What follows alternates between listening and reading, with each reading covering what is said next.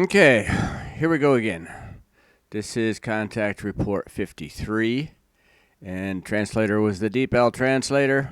That's a program on the internet, I believe. Corrections and improvements made by Catherine Mossman, Joseph Darmanin. Contact person is Semjase.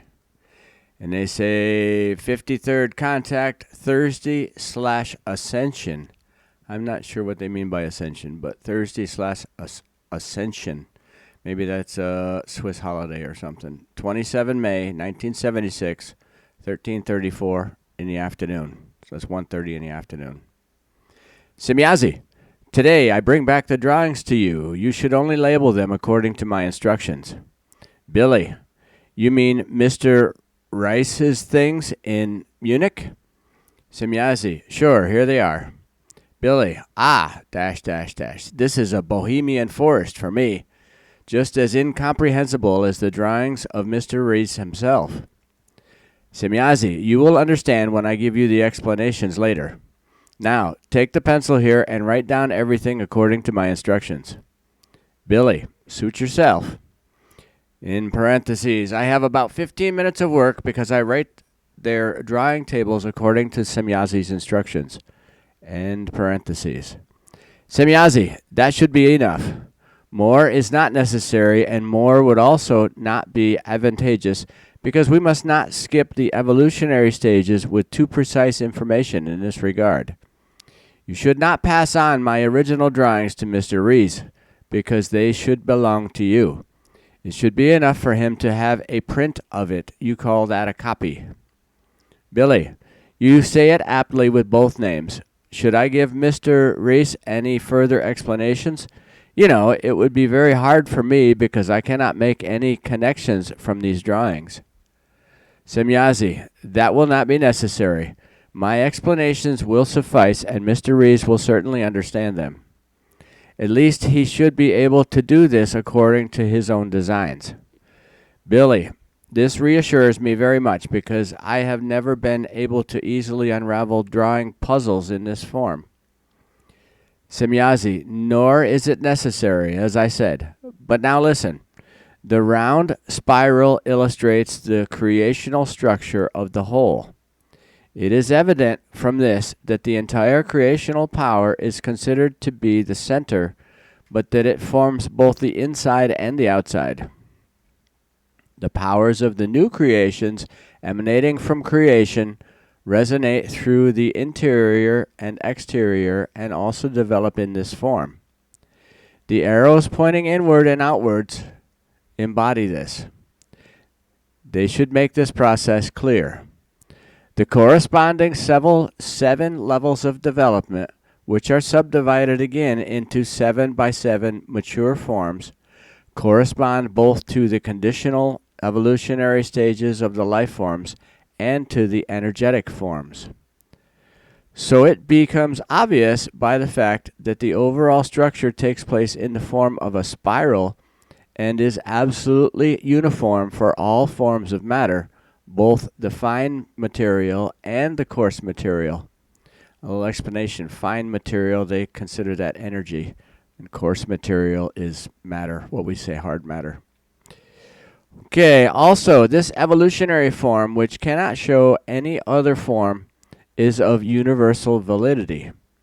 Therefore, if the earth human chases after other concerns and assumptions, then she moves in fundamentally wrong paths and misconceptions, because the entire universal life in every form is creationally directed and is not subject to any degenerations or variations. Like the creational power itself, any other existence has to follow the same paths. However, the earth human is ignorant and unknowing. Consequently, she searches and draws illogical conclusions from sham observations. There are no 7 levels of the soul system, because all existing levels are all universal. Consequently, no worlds and suns or whole systems have separate levels. So, there are truly only 7 all-universal levels, which, in their overall structure, are, however, also arranged differently than assumed by the terrestrial human being. The presentation you have given me is thoroughly wrong and corresponds exactly to the earthly human errors. In order to correct this error, I have used his own representation, to better understand the designer, according to which he is able to recognize the truth if he really makes an effort to do so. It will be understandable to him that I cannot grant him the last and most exact data, because he must compile these himself. For his better understanding, however, you should give him those records which I have already given you at an earlier time concerning the levels of development. Also, I want you to explain the following to him.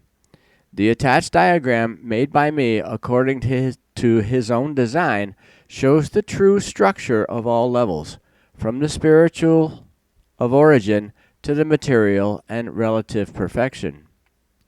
He may recognize the individual intermediate values of the different levels from my earlier exposition, so that I do not need to name them another time and have therefore omitted them in the graphic representation.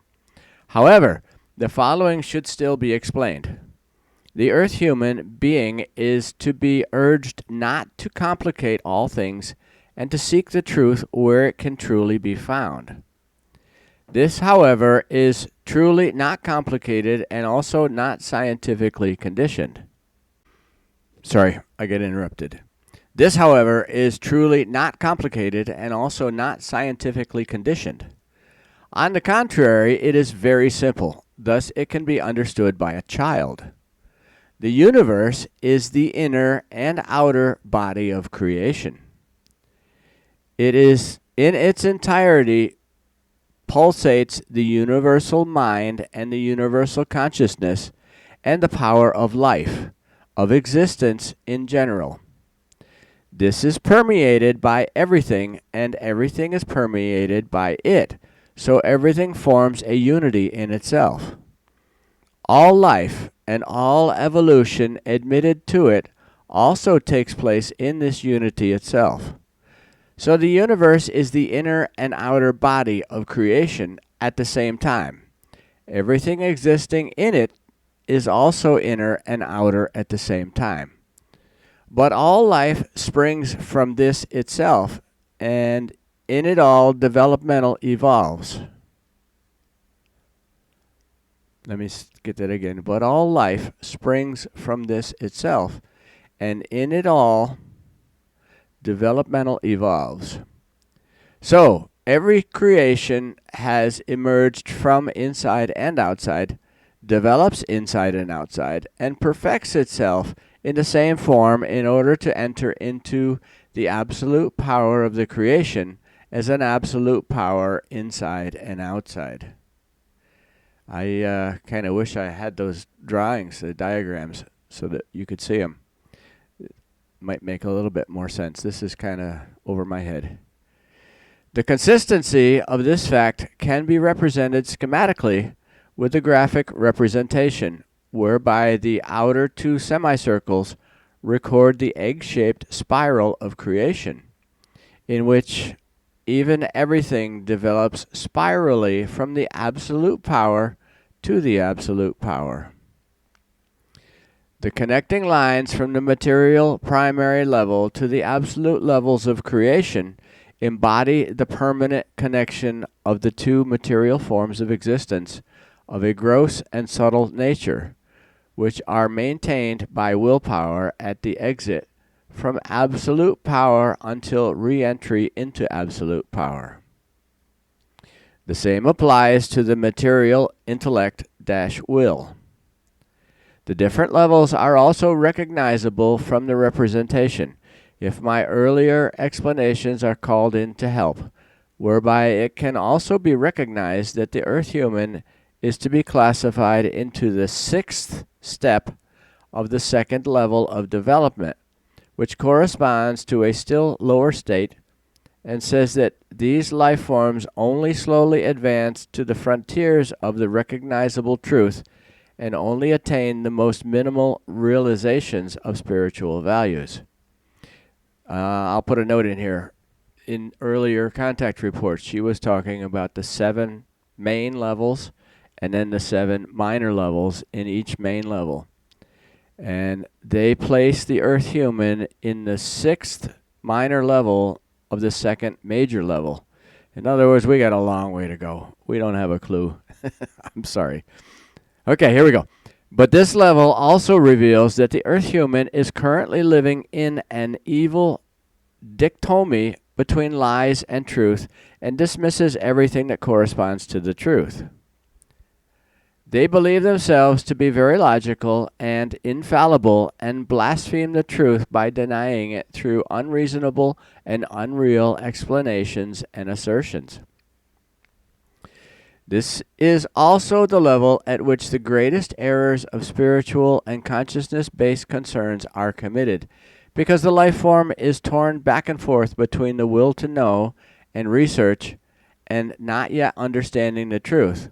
Unfortunately, often misled by elements of megalomania, who are still incapable of any logical understanding and thinking and want to distinguish themselves precisely because they seem to be much more than they are in truth. Okay, but under no circumstances should theirs, in parentheses, their understanding, be respected, for they are the false prophets of the new age who do not accept truth, accuse it of being a lie, and make lying assertions that they have attained their knowledge by mental transmissions from higher levels. In other words, we're being scammed by people who say they're talking to higher levels of existence. And these kind of prophets are unfortunately many, especially at the present time when they are making a bad impression, even wanting to force contacts from other levels and lyingly deceive their masses of followers, consciously trying to kill every truth by malicious lies and slander, as well as certain elements of the lowest form, trying to undermine and destroy our task by accusing us of lies and falsehood.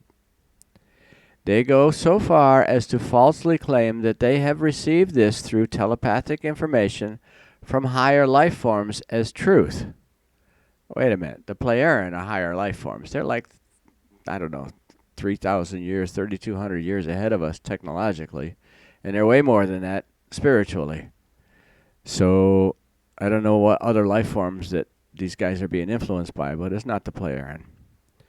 Let me do that again. They go so far as to falsely claim that they have received this through telepathic information from higher life forms as truth, although they themselves are not capable of any form of telepathy and do not possess the least knowledge of spiritual and consciousness-based concerns and their modes of action, such as the 2 forms, in parentheses, humans, Bertossi and Ahrens, which boast untrue telepathic abilities and a spiritual knowledge, but which truthfully only consciously use them for charlatanry and deception. Billy, you are a very rough shot, Semjase. Actually, I did not want to tell you anything about it, but now you have come to talk about it yourself. Mr. Ahrens has written a letter to me with many questions, including whether he has telepathic abilities, for which I should ask you. Mr. Bertossi also wrote a letter to me, so dirty and primitive that I do not want to tell you the content.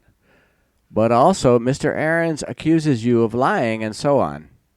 In parentheses, on Ptah's advice, the 2 letters are not published because their contents are so unpleasant, nasty, and primitive that they should not be imposed on the readers. The same applies to later writings by Messrs. Bertossi and Ahrens, who started a wild campaign against the Plejaren and Billy. End parentheses. Semjase, you should not get upset about it, because especially this Bertossi is a very unworthy worm, and his spiritual knowledge is less than that of a child. He is probably a halfway good professional, but he cannot call more abilities his own. But he has no more telepathic abilities than Ahrens, although he boasts such abilities as well. But everything is just lies, fraud, and self-deception. We are also aware of his slander, which he directs against us in a rather primitive form. But we do not want to concern ourselves with such primitive matters. These two men, who are close friends, are too unworthy, too dishonest, and too truth-negating to be taught any better. You should therefore not continue to seek and care about them. Both are no more than two evil false prophets of the New Age, megalomaniac and characterized by rare stupidity. She's getting down on these two guys. Billy, are you really serious? Semjase, certainly. Another form of speech would be flattery. Billy, why? Semjase, both men are at a very low level of spiritual and consciousness-based development, which is only slightly higher than that of their old personalities in their previous lives. Billy, you have knowledge of their personalities in their former existence? Semjase, sure. I tried to do that after what happened on the 21st of April. Billy, what were those two? Semjase, they, respectively, their old personalities, did not lead an enjoyable life, and since then they have only made very little progress in their development with their new personalities. So she's already checked out their past lives to see who they were in the past, and they're not doing much better than they were in the past. Billy, tell me, what happened to them? Semjase, their stay in otherworldly realms was very short. Consequently, they still carry parts of their former personality within them, because their overall consciousness block incarnated again too early, and they withdrew too much old information from the memory banks. She's said that we're supposed to spend like 160 years in the afterlife. And evidently these two guys didn't spend nearly enough time. They came back after 30 or 20 years or whatever, and they brought a lot of their old personalities with them into this new life. That's just my interpretation. I'll read that again. Their stay in otherworldly realms was very short. Consequently, they still carry parts of their former personality within them, because their overall consciousness block incarnated again too early, and they withdrew too much old information from the memory banks. And she's also mentioned that their previous lives weren't very good in the first place, so they brought a lot of that back into this new life. Billy, you are very meager with your information, but if I am not mistaken about your just made statement, then it actually means that both vegetate in a very low consciousness-based standing without a complete personality change, because otherwise their new personality birth would not have taken place so quickly. Am I right? Semjase, sure, it is, and everything is very unpleasant about them. Billy, do not be so secretive. Can you not tell me what is going on with both of them? Semjase, sure, I can. Billy, then speak up. Semjase, it would be better not to talk about it. Billy, but now take it easy, girl. Semjase, if you say so, fine. The old personalities of Mario Bertossi and Michael Ahrens were already close friends with equal ambitions at the time of their former lives, despite a great age difference. The former personality of Mario Bertossi bore the name August Wilhelm in that earlier life and was born in 1867.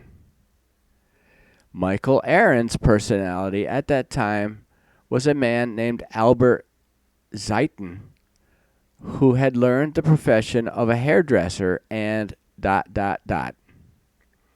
Billy, wait, you mean a barber, a hairdresser, a hair cutter? Semjase, sure, did I mispronounce myself?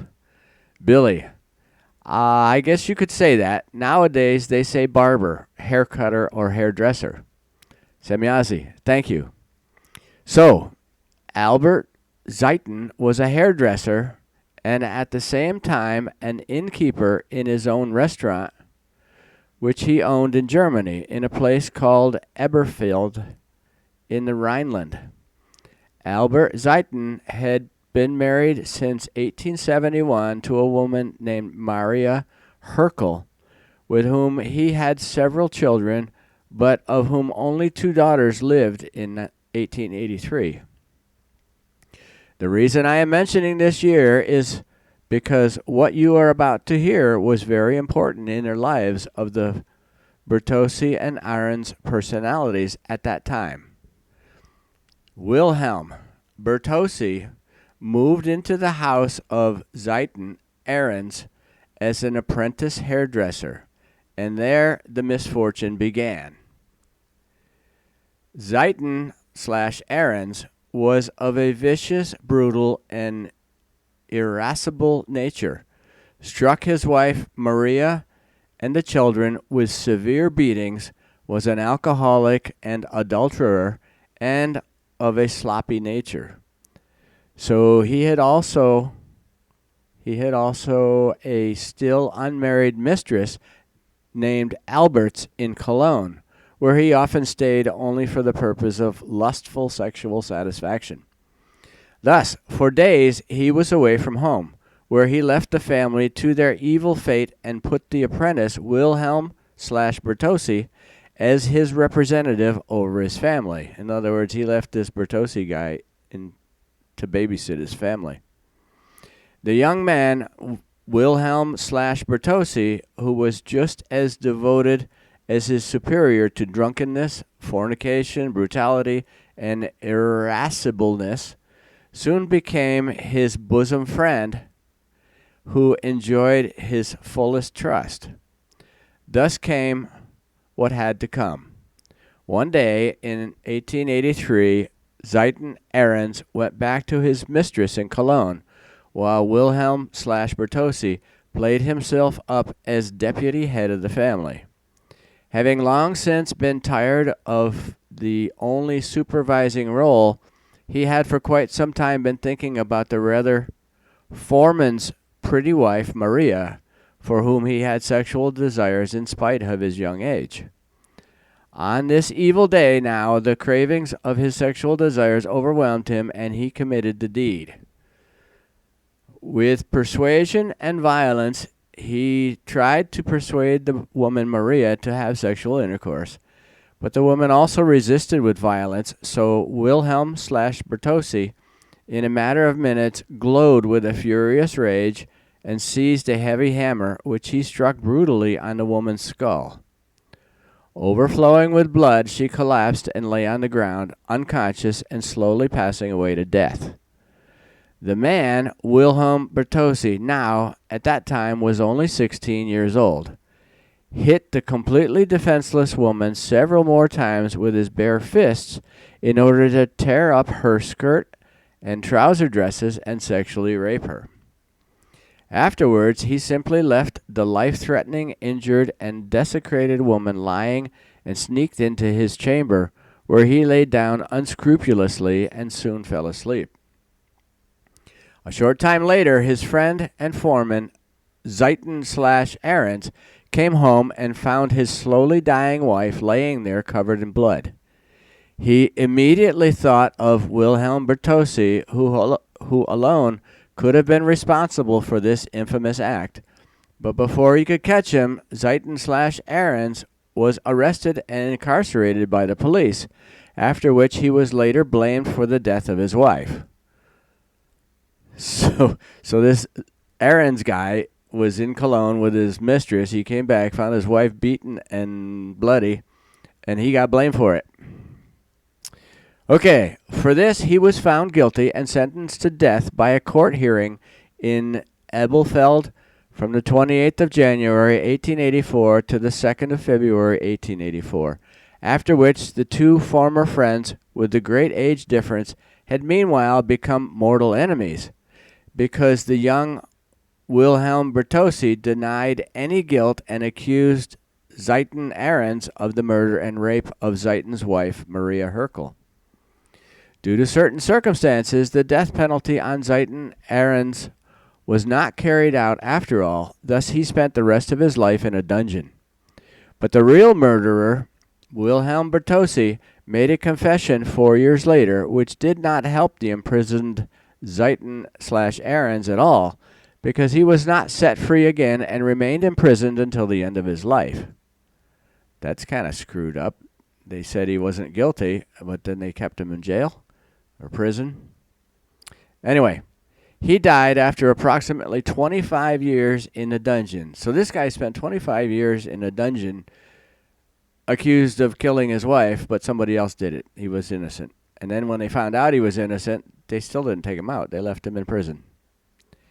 Wilhelm Bertozzi, the real murderer of Maria Herkel, unfortunately suffered an inextricable confusion during my investigations, so that after his confession, I am unable to show any further data and information about him. In other words, the guy went nuts, and she couldn't pick any thoughts out of his head. But it should suffice what I have otherwise learned about their lives as other personalities at that time. And as I have already mentioned, the two men, Bertozzi and Aarons, have not made any significant spiritual or consciousness-based progress with their personalities since then in their last life, and still live today in discouraging forms corresponding to the time and life of that time. So, yeah, the Plejaren are able to go back in time. They can see your past lives. They can see all this stuff. That's pretty amazing. Their negative concerns are only minimally better than in their former lives, and they are still lying just like their personalities before them. So this tells me they can track a spirit from body to previous body to previous body to previous body, all the way back to where the spirit was created, if they want to. Okay. Billy, that is a horrible story. Semjase, sure, but it is the truth. Billy, that should be verifiable. Semjase, certainly.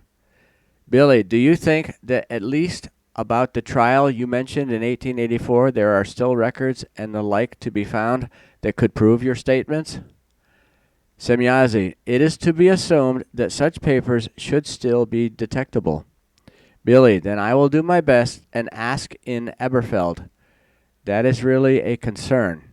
Now I can understand the mean machinations of Mario Bertozzi, as well as his and Aaron's primitive letters. I would really like to publish everything in our monthly magazine. Semjase, that might even have advantages because these two men are very primitive about destroying all truth, no matter from which side it is spread. Both are fundamentally opposed to the truth and try to undermine and destroy it with malicious lies. When they resound in raging anger, they are even capable of much worse things. Billy, you make me quite thoughtful. Semjase, you should also be careful. Billy, so it will be all the better if we try to explain and clarify the issues you just told me about these two. Because if this story becomes public in certain circles, then it will be a very big breach in their unfair and dirty machinations. Semjase, perhaps it would really have its advantages.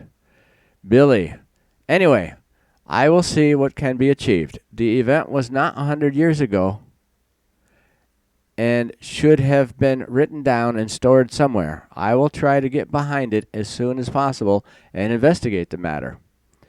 Semjase, it will certainly cost you a lot of work. Billy, and even if, I am sure it is worth investigating. But let us leave that because I still have some things I wanted to ask you. Have you ever heard of the theory that the monkey could descend from humans? It was told to me a few days ago. I know the old crazy Darwinian theory that humans are descended from monkeys. What idiocy.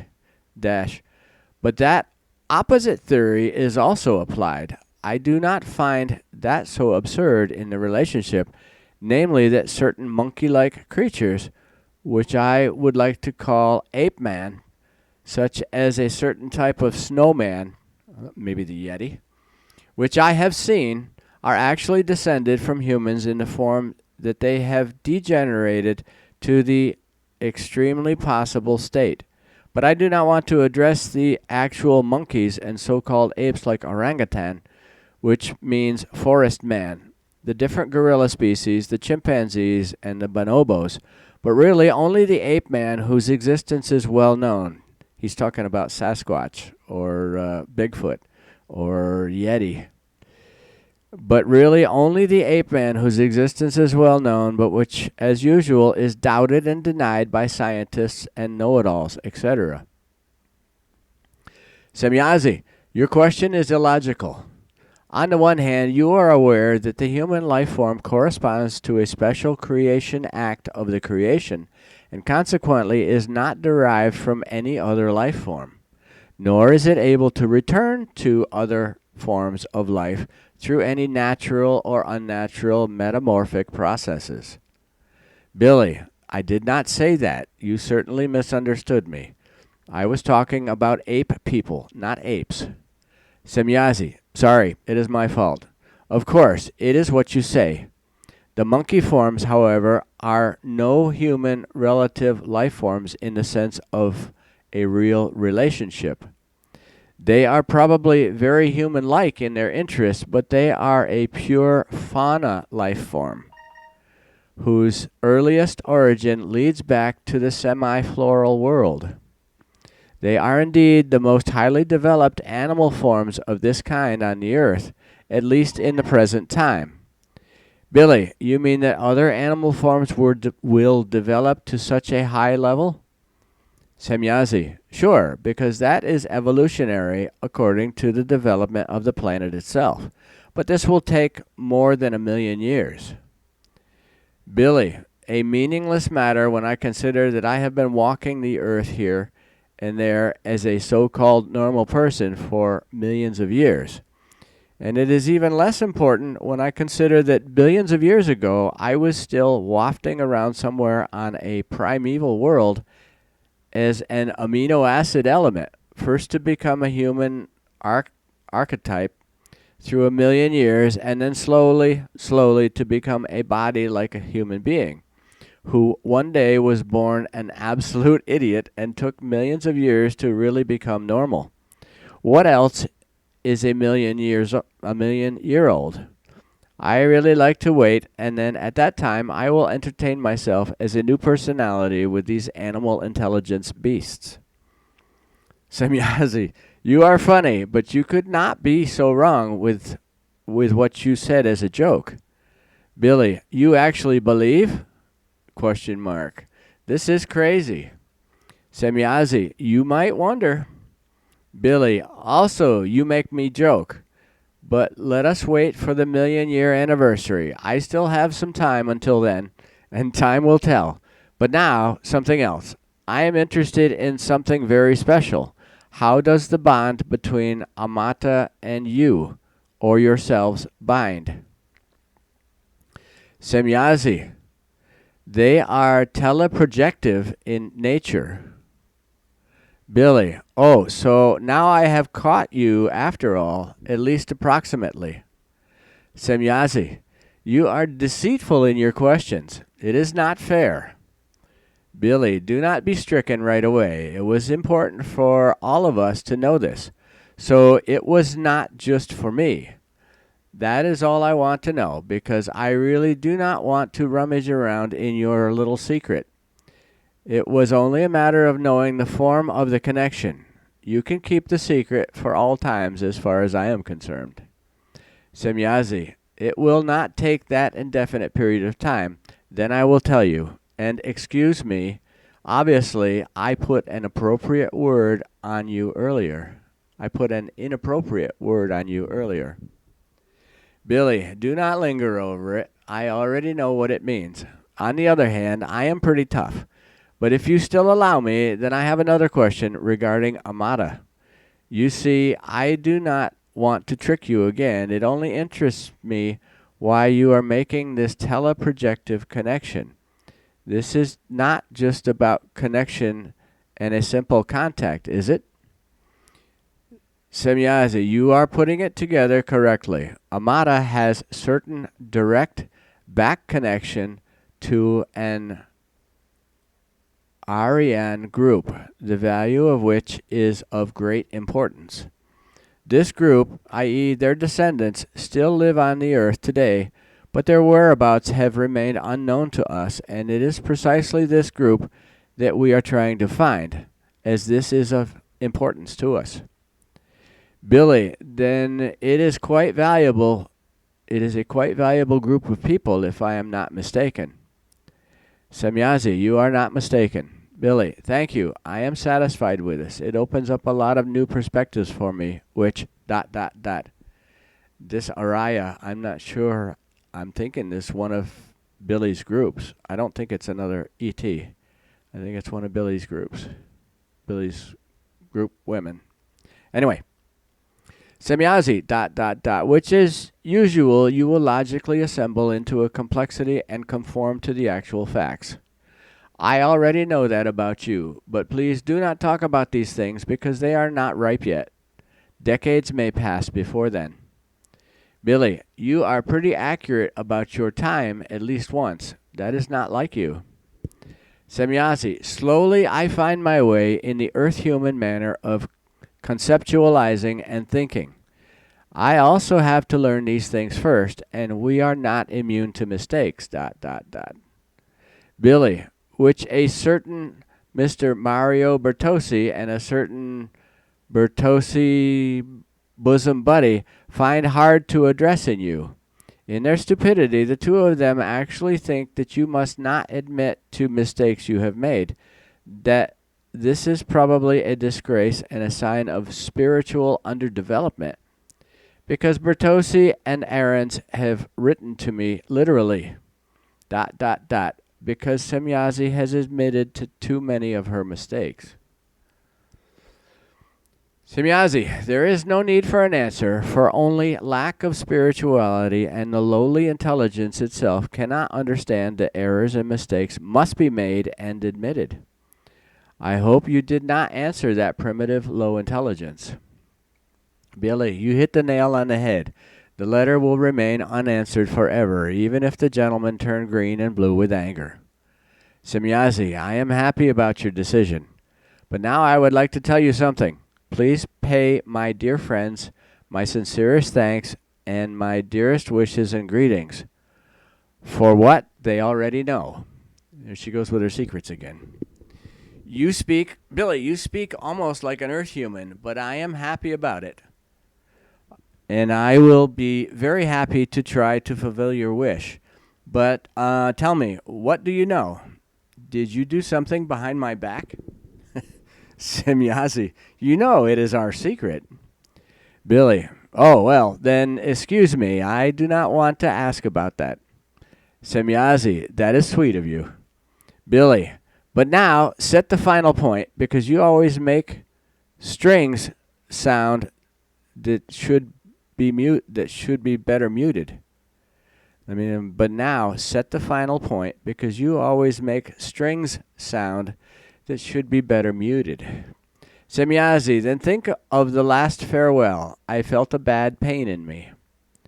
Billy, that is why I traveled and stewed in the devil's kitchen myself. You know, girl, a loving and honest friendship can often be very difficult. Semjase, I also perceive that in a painful, fine, fluidal manner. But please do not talk about it anymore, because I want to think about these things first. Billy, I will be very happy to help you with that. I just do not understand that you have lost these valuable things. Semjase, they are not, but it seems we did not pay enough attention to them. Billy, I will think about it too, but now I have something very special again. On the 8th of May, I received a letter from Mr. Kohler from Mannheim, Germany. From a Mr. Kohler in Mannheim, Germany, in which he wrote to me that he had learned through a trusted person that I was in direct and telepathic contact with you, whereby it is interesting to note that various people have recently reported that they had learned through real mental abilities that our contacts were indeed genuine and of great importance. This only in contrast to the primitive assertions of Bertossi and Ahrens. Now, Mr. Kohler wrote to me that older reports from France from 1959/1960 reported that French contact persons had joined together in a secret order, Friends to the Stars, after in the years 1953/1954, beings had appeared from the Pleiades in France and had taken the contact persons for around 10 years to the Pleiades, quotes, on visit. Mr. Kohler writes that he contacted two of these people in December 1974, after which he was told that the contact persons had received, quote, secret and extremely important information from the Pleiades, about which they would have to remain silent. Since 1966, the contact had ended, and by the beginning of 1977, a comprehensive work consisting of 3 books and more than 200 documenting photographs was to be put on the market in France and Portugal. In another letter, Mr. Kohler writes me, after I had asked him for the addresses of the contact persons, that he unfortunately does not know them, because he only knows the names of some persons who would help the, quote, Friends to the Stars, which seems to me to be a rather primitive name, by the way. Look here. These are the names: Georges Galichan, Paul Maroney, Gilbert Farrell, in parentheses, married couple. Okay. And Severin Savan. He writes about these names that he could only infer from their conversations that they all lived in a place near Albret in France. What is this all about? Semjase, it is a very dirty lie by these Frenchmen. Their existence is completely unknown to us, and so far no life forms of our worlds have ever had contact in such forms in France. Also, no beings of our Federation. She talks about the Federation. That sounds to me like Star Trek. Also, no beings of our Federation have ever had such contacts in France. Obviously, it is a fraudulent and lying work of some profit-seeking people who want to achieve financial advantages through fraudulent machinations. Or it is a work of primitive deception for the purpose of ridiculing the truth. Even the lie that these alleged contact persons had been visiting the Pleiades for 10 years corresponds to such primitive ignorance of the facts that the assertion itself is a lie. And the reason she says that's a lie, this is me, this is Larry talking here. She says they mentioned they lived in the Pleiades for 10 years. Well, she has said since then that the Pleiades is all brand new stars with immense amounts of ultraviolet light that is inhospitable to life. Nobody lives in the Pleiades. They did that so they could sort. They said the Plejaren said they come from the Pleiades in the beginning, so they could sort out the liars, because everybody now comes out and says, "Oh, I've talked to Pleiades and whatever." Well, there's nobody from the Pleiades. Pleiades is a dead place. It won't develop life for millions and millions of years. So, and remember, these people are Plejaren. They're not Pleiadian. So they come from a different star system. Let me read that again. Even the lie that these alleged contact persons had been visiting the Pleiades for 10 years corresponds to such primitive ignorance of the facts that the assertion itself is a lie. It is not worth it to say any more words about it.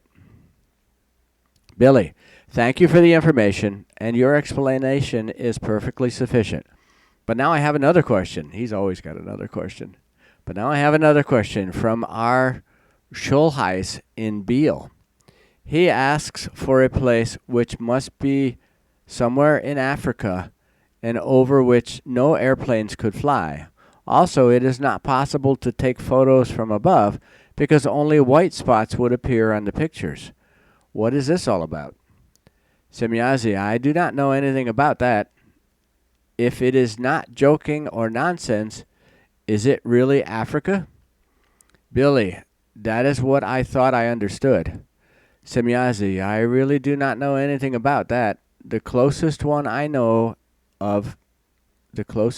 know is in Madagascar, which is a dimensional gate. Billy, you mean the same effect as in the Bermuda Triangle and the Japanese Sea? Semjase, certainly.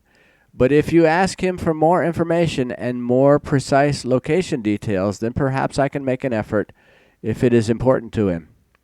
Billy, I want to ask him, but he has another question concerning some photos. He asks for the authenticity of a photo series of a certain Mr. Antonio Giannuzzi from Lecce, Lecce, Lecce in Italy. The photos are alleged UFO shots. Do you know this man, and are his photos worth anything? Semjase, I told you before not to ask questions like that anymore. Billy, it is important for our Schultzes. That is why I come back with such things. Semjase, sure, I understand, so I want to make an exception, but it really should be the last one. Antonio Giannuzzi is not a serious man. He is a joker. He's never taken any real pictures of beam ships or anything like that. His pictures were created by throwing objects into the air and photographing them while flying. A very easy undertaking in order to manufacture fraudulent photographs. Billy, well, then I have a personal question regarding this Siracusa in Sicily. You told me he was a real visual contact or something, with the reservation that you had to be careful about his religious expressions because they were his own works. You know, I have relatives who live nearby there, at least temporarily, and I would like to ask them about Siracusa. Semjase, it is not worth it, because Siracusa can only give a few real details about some flying objects that he has seen and through which he mistakenly received impulse telepathic messages from foreign Wesson once or even twice, which he did not know how to use and distorted beyond recognition, which I have only recently learned. Billy, gosh, girl, did he not have any personal contacts? Semjase, no, he has never had any of those. His contacts refer only to different object directions and to one or two erroneous impulse telepathic messages, which he mutilated in his incomprehension. Unfortunately, the exact number can no longer be determined, but the impulse telepathic messages were no more than 2. Besides, these messages did not reach us. Billy, then he never saw the occupants of the ship? Semjase, no, that is perfectly proven. Billy, but he had made the occupants' drawings made or had them made. Semjase, I am aware of that, and it is already about fraud. But now I really do not want to have to deal with such things anymore, neither now nor in the future. Fraudsters and charlatans are in great number on the earth regarding the beam ships, etc., and it is not valuable to continue talking about them. Billy, as you wish. Your wish is my command. It is disgusting to have to deal with creatures like that all the time. Semjase, sure, but you are quite stubborn in silence. That is what you said, right? Billy, how so? Semjase, if you do not want to talk about certain things, like what happened this morning. Billy, oh, that is what you mean. But that is really not worth mentioning. I just think you could have given me a hint that you made yourself scarce. Suddenly, I just had no more contact and everything was impermeable. Semjase, several times I have suggested to you that you immediately seek the vastness of any elements stand in your way or spy on you. Together, we have reached an agreement that you, like I, will leave off at such occurrences and will be responsible for our contact at a later date. I think she called him out for a contact and then never met him because he was being followed. That's what it sounds like. I stuck to it while you stayed with your friends and chatted with them. Yeah, so she must have called him out to a contact, and then when he got there was people following him or spying on him, so she didn't make the contact. Billy, I was not sure whether you would yet still summon me to somewhere. I really had not reckoned that you had simply left. After all, you could have given me a radio call, in quotes. Semjase, did I not do that? Billy, sure. Otherwise, I would have gone away and made myself scarce with my friends. Thus, I had to argue with the idiot for better or for worse. Semjase, there were two of them, not just one. Billy, we did not notice any of that.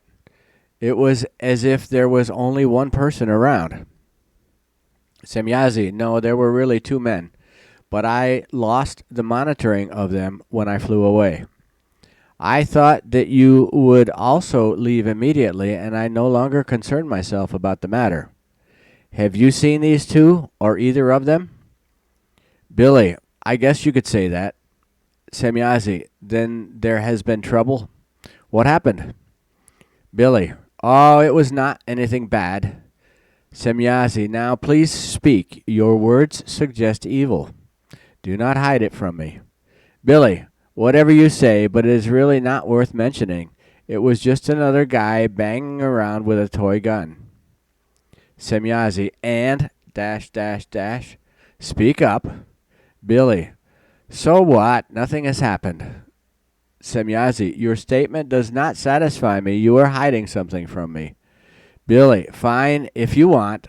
The idiot shot my agenda book, which I had put in the breast pocket. Then the bullet, a small caliber, bounced off a strong metal plate, which I wore under my clothes as a precaution. I was prepared for the whole thing because I had dreamed the incident 3 different times before. So somebody shot him, hit him in the chest, but luckily he had some kind of a metal plate under his jacket. Let me read that again.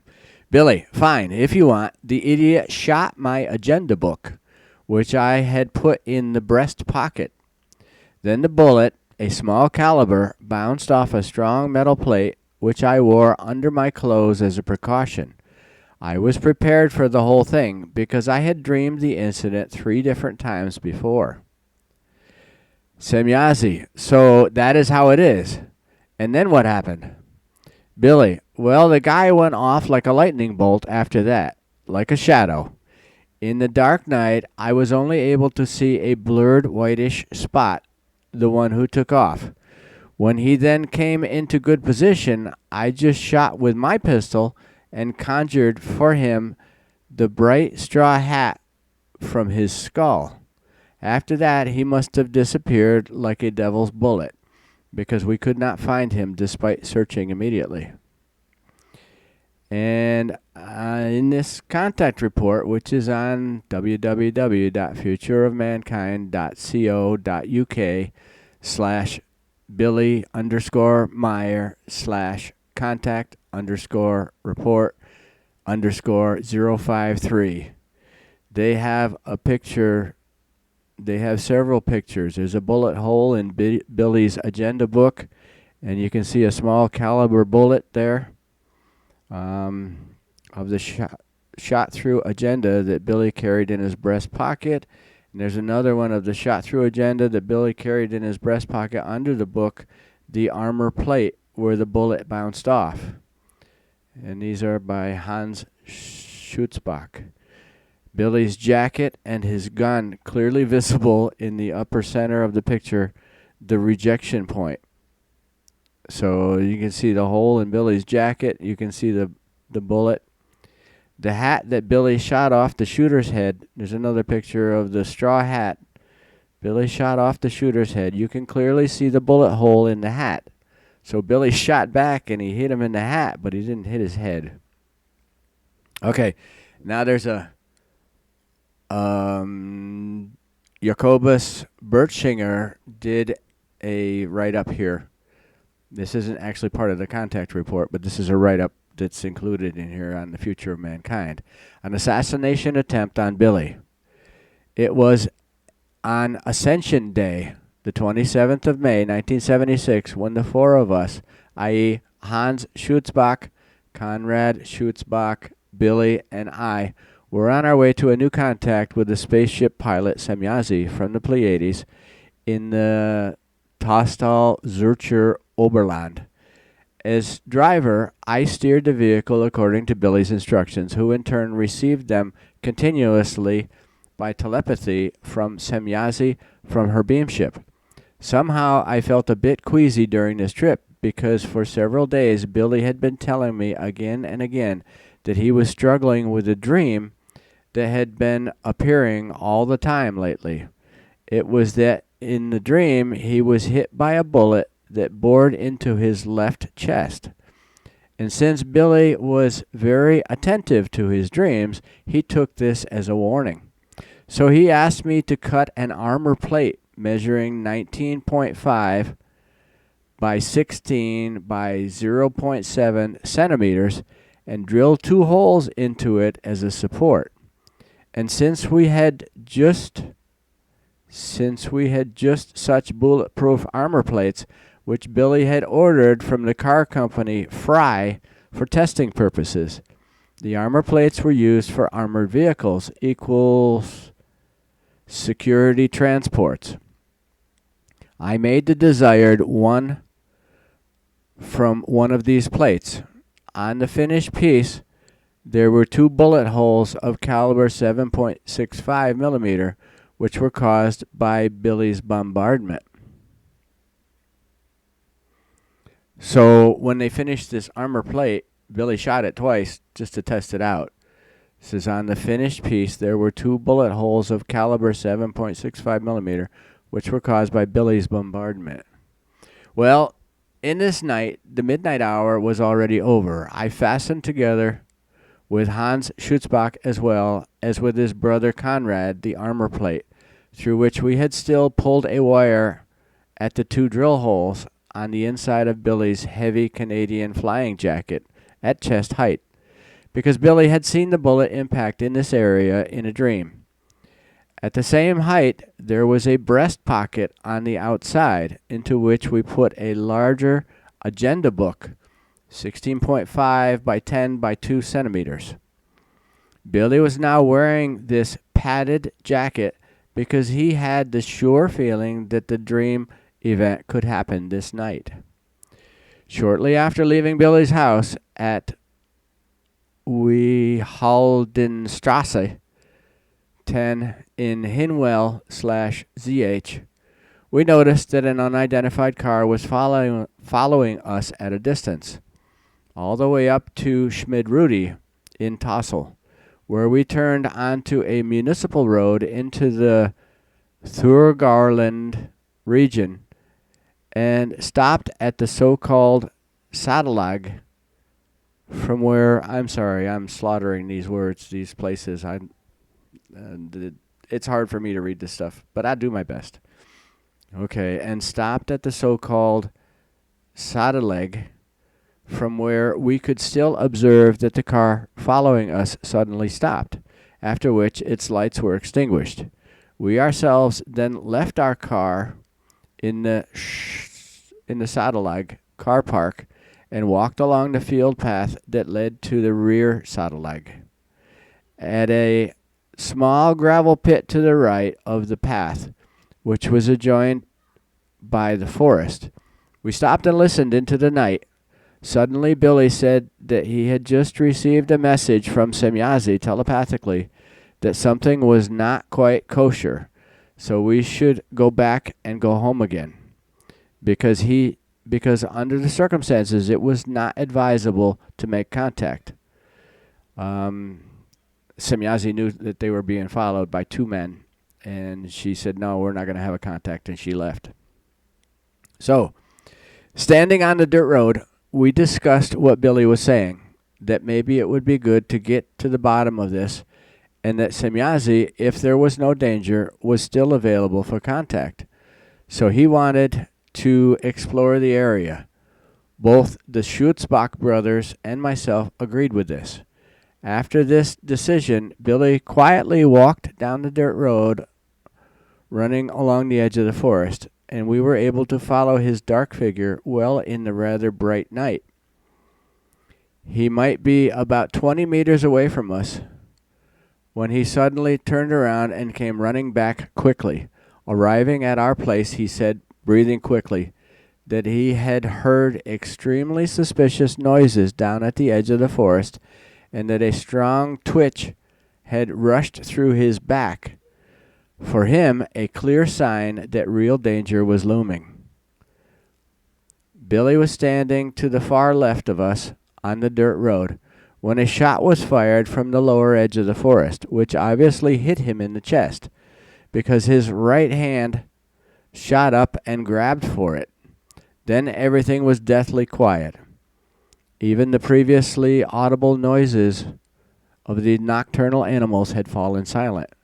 It lasted about a minute. Then we heard creeping noises, just like a human moving through the grass, and indeed down the slope, which we could see clearly.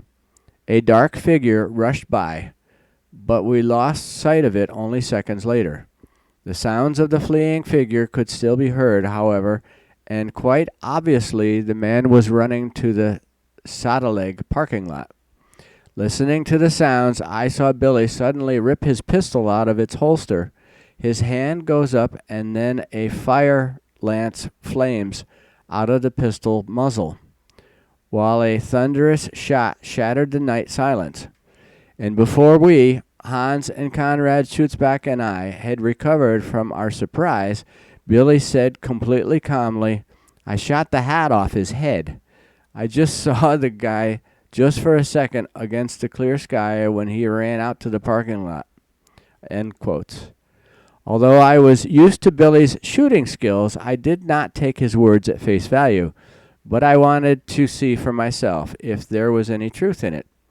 So I ran up the dirt road with the brothers Schutzbach and Billy towards the Sadeleg parking lot, when I suddenly saw something bright lying on the side of the road. And indeed, what I picked up was a light straw hat, which, as we later found out in the light, had a hole going in and out, and clearly of the caliber 7.65 millimeter, which Billy used. I'm not sure how that works out, but I think it's like a 44 Magnum Billy carries on his hip. In his past, he needed a gun to protect himself traveling through the Middle East. There's more stories about that later, but anyway, it was simply unbelievable for us, especially because the distance from where Billy had shot to where we found the hat that had been shot through was more than 100 meters, 300 feet. On top of that, it was night. When we examined Billy's jacket, we found that one bullet, undoubtedly a small caliber bullet, had penetrated to the left chest side of the thick Canadian flight jacket, then shattered through the 2-centimeter thick agenda after the inside of the jacket had been completely torn to shreds and smashed on the metallic armor plate. Unfortunately, the bullet could not be found anymore, because it had obviously been lost due to the movements during the race to the parking lot. We had indeed had enough adventures for the night, so we took the shortest route back to Hinwell and had some coffee at Billy's house while we talked about what had happened and looked at the shot jacket, the agenda, and the armor plate, which had saved Billy's life as a result of his repeated dreams and his right actions. And to all of this, I can testify that together with both Schutzbachs, all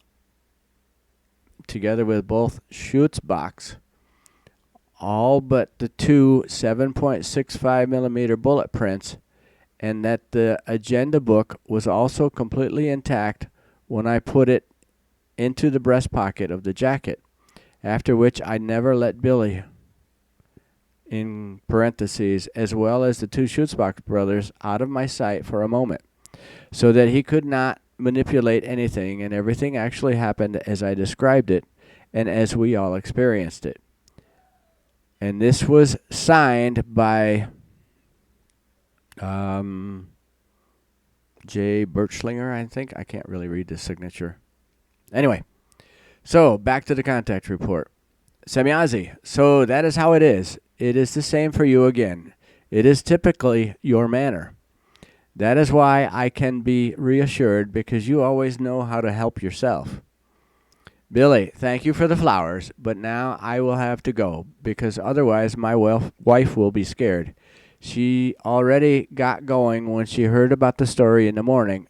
Nothing happened at all. Semjase, I want to possess your nerves myself. You are really good. Enough has actually happened, and it goes without saying that your wife must be worked up about it. Come on, I will give her a little joy. There is tremor grass growing over there. I will pick her a little bunch. Then give it to her with kind regards and my love to your wife. Also give her a kiss from me. Talking about his wife, Calliope. Billy, she will certainly be happy. I will also make her a huge bouquet with daisies, corpse flowers, fern, leaves, and forget-me-nots. Semjase, you may be right that she will be very happy. She well deserved it. Come on, let us go over there and fix everything up. Billy, okay, General, let us go. ... And that is the end of Contact Report 53.